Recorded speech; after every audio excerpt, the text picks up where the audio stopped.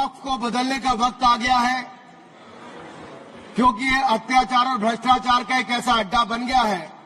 उसको खत्म करने का और बदलने का समय आया है। भारत को वक्फ के खौफ से आजादी चाहिए, क्योंकि यहां पर ये जो पहले कांग्रेस के जमाने में बना वक्फ का कानून है, वह उसका मतलब तो यही था, खाता ना वही जो वक्फ कहे वही सही। यानी कि जहां पे कह दिया वक्फ की जमीन है, वो फिर वक्फ की जमीन हो गई। वो जिम्मेदारी उनकी नहीं है कहने की, बताने की कि ये कैसे उनकी जमीन है, लेकिन जिसकी चले गई वो बेचारा दर दर भटकता है और उसको इंसाफ भी नहीं मिलता है।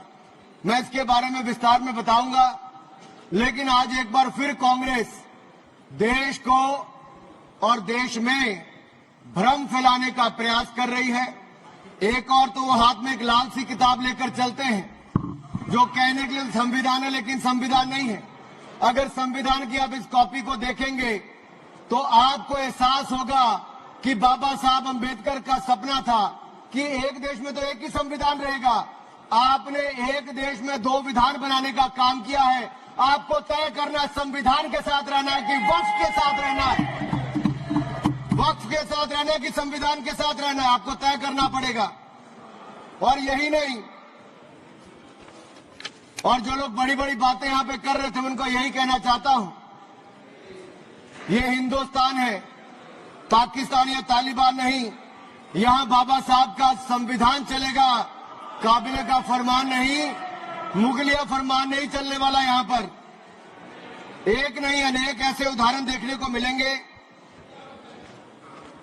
माननीय सभापति जी, आज हम केवल संविधान संशोधन पर चर्चा नहीं कर रहे, लेकिन एक ऐसे समानांतर सत्ता को चुनौती दे रहे हैं जो दशकों से अनियंत्रित रूप से अस्तित्व में है। वक्फ संशोधन बिल 2025 केवल कानून में बदलाव नहीं, बल्कि एक संदेश है। संदेश स्पष्ट है कि देश में एक ही कानून चलेगा, भारत का संविधान, और भारत के संविधान के ऊपर कुछ नहीं है। वक्फ बोर्ड का उद्देश्य मुस्लिम समुदाय के कल्याण के लिए संपत्तियों का प्रबंधन करना था, लेकिन कांग्रेस और उसके सहयोगी दलों ने इस भूमि को अपारदर्शी और एक गैर जिम्मेदाराना तरीके से राजनीतिक संरक्षण देते हुए एक ऐसा साम्राज्य बना